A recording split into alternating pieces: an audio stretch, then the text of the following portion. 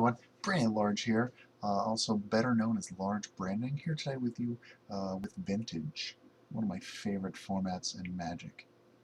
Before you is a little bit of a brew that I've been working on. As you could tell, it is called StoneBlade. Now, if you remember Standard of Yesteryear, this deck reigned supreme before a few cards got banned. In fact, both combos of Stoneforge Mystic and Deceiver Exarch Splitter Twin combos are so good that was even banned in Modern. So I thought it was a pretty good idea to bring it to Vintage, see what happens.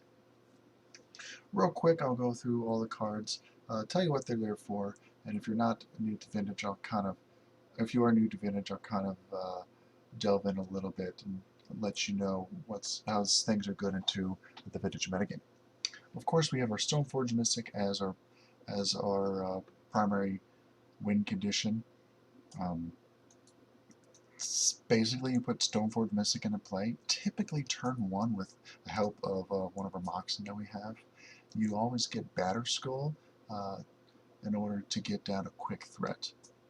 Now, Stoneforge Mystic is fantastic because, like I said, you can get down turn one, and you could easily get it down under a sphere effect from a workshop deck, etc. So that way, whereas Monastery Mentor, a very popular creature in today's Vintage metagame, cannot get down as quickly. You're going to grab Batterskull, get down a 4/4 lifelink Vigilance very quickly as turn 2, beat down those two together, 5 damage a turn. That's a pretty quick clock in it for a control deck. Typically, you get down Batterskull, but sometimes you do want to get that Umezawa's Cheat. Just kidding, GT. As quickly as possible against certain creatures such as Dark Confidant, or if they have Young Pyromancer, creatures that need to be dealt with, small creatures need to be dealt with very quickly. Our second combo is Deceiver Exarch Splinter Twin. Essentially, if you've never played this combo or seen it, you play Deceiver Exarch at the end of your opponent's turn. You tap or untap a permanent, and then next turn you play Splinter Twin onto the Deceiver Exarch. Tap it using this ability, create a token, untap Deceiver Exarch, do it infinite times, and kill your opponent through the attack phase. Now, I really like this combo because, one, it can come out of nowhere. No one's going to expect it. No one's going to see the Deceiver Exarch in Vintage. It can come out of nowhere, and it can win very quickly. If your opponent's, by quickly means as quickly as turn 2. For example, turn 1 Mana Crypt, Volk Island, Deceiver Exarch, next turn Splinter Twin after another Volcanic. So it can win pretty quickly, can just win the game. Another reason I like it is because I can hide underneath, or at least feign the counter spells that a lot of other decks in the metagame are playing, such as Mental Missteps and Flusterstorms. Now it's going to be able to get hit by Force of Will, but everything in this format can get hit by Force of Will, but that's fine. It's going to be a surprise for my opponents when they see this combo down, killing them. A few other threats we do have Jace Fringe Prodigy, something I'm trying out. I really like him. Another one you can play turn 2, similar to Stoneforge Mystic. And Jack Faden is also kind of a win condition because it can just draw you all the cards that you need and steal your opponent's artifacts. It's a very, very, very good card against the workshop deck, stealing their Lodestone Golems, stealing their Crucible Worlds. It's very good. Alright, the engine we have for our combo, in order to get the cards to our combo, we have all of our draw card spells. Brigades, Ponders, Brainstorms, Recalls, Digs, Treasure Cruise, and Gush. Now you're going to see essentially the same number of cards in all the blue decks in the format. The reason is because they're good. Particularly Gush. Now Gush is a fantastic card in the Vintage for a few reasons, and particularly for this deck. Number one is it draws you 2 cards for free. So if you play your Deceiver Exarch, you're still looking for your Splinter Twin. Turn 4, you tap 2, you float 2 mana, return the islands to your hand, draw the cards, hopefully get a Splinter Twin. Also, Gush is going to net you mana if you don't have any lands in your hand. What this means is, you have 2 islands in play, no other lands in hand, float the mana, return the Gush, play the land that you returned from Gush, and there you have 3 mana. You have the mana that you need, or the 4th mana if you have 3 lands and you need to get that splitter to a mana. It's a very powerful card. It should not have been unrestricted, in my opinion. We're only playing 3 here. 4 might be correct, but I want to try out a few other things like Jace Vryn's Prodigy. Before I begin, we do have Time Walk. Now, Time Walk is just a good card, a cheap card. You don't want to play as an Explorer very often. It's a lot better if you already have a Jace or Dak Faden or you're attacking. Now, here's our counter suite. Force of Us, Flusterstorm, Mental Misstep. This is what everyone's packing because they're good.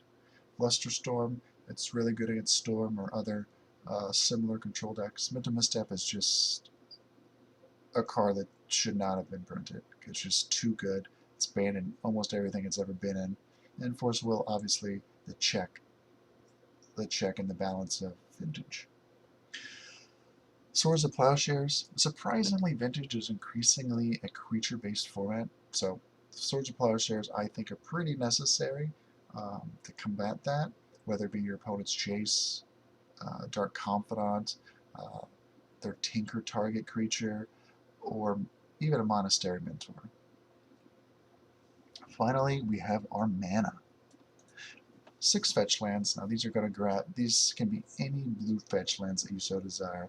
I just have Flooded Strand and Blue Delta because they're the cheapest and the only blue ones I own at the moment. Again, it doesn't matter because all your lands that produce colored mana are islands. We do have our 2 basic islands.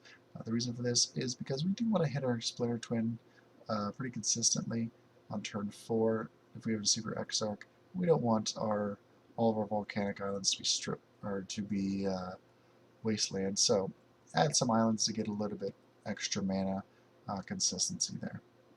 Tundras, 3 volcanic islands, typical for a Jeskai control deck. Again, they're all islands for the reasons of Gush.